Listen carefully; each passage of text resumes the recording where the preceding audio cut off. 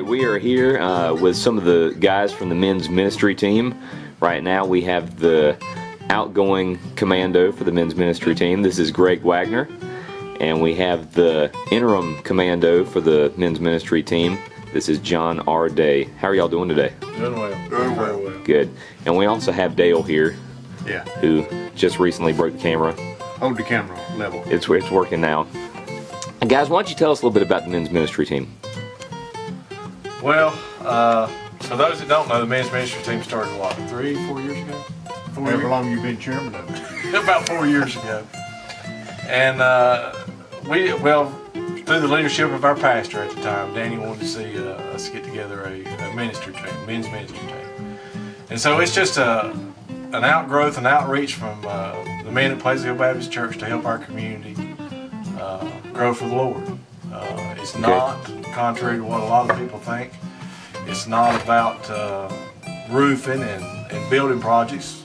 It is a lot of that, but it can be as simple as providing a warm meal or helping a family move. You name it, we've done a little bit of everything. And it's an excellent opportunity to get plugged in with your community and to just be the helping hands of Christ, in my opinion. Well, Greg, let me ask you a question, man. What has been probably one of the greatest blessings you've seen God do in this men's ministry team? For me personally, one of the greatest blessings is that I have just got to know and deepen deep friendships with the men of this church, some of which that I would have not really gotten to have known. I mean, to know somebody's name is not to know them. Yeah.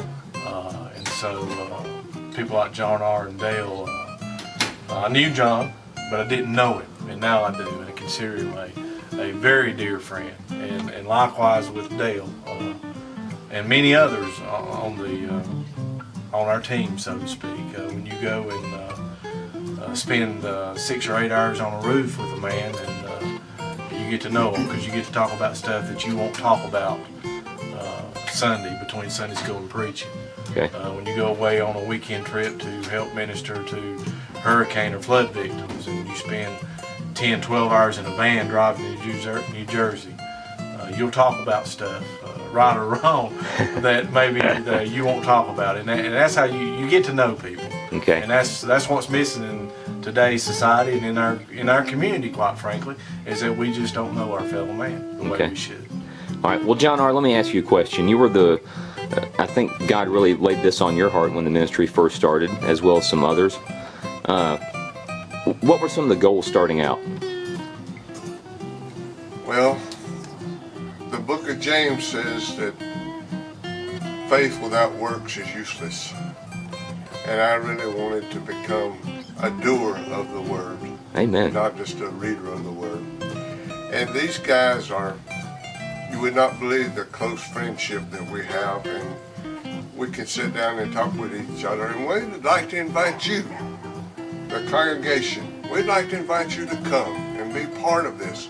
If you want to feel good, we got a good feel program, make you feel good. Well, John, let me ask you a question, man. What if I don't know how to build something? What if I'm not particularly skilled in any particular area? I mean, is the men's ministry team all about construction? No, it is not about construction.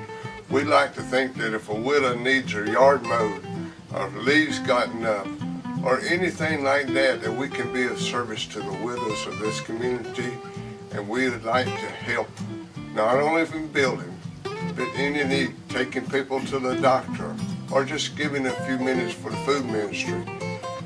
We want to serve God, and we serve God through our work. Amen. Well, Dale, let me ask you a quick question.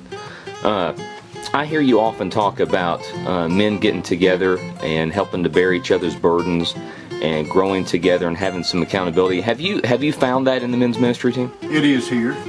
A lot of that shows in March when we take our annual trip to Rocky Mountain to the East Coast Men's Bible Conference in the second Friday and Saturday of March each year.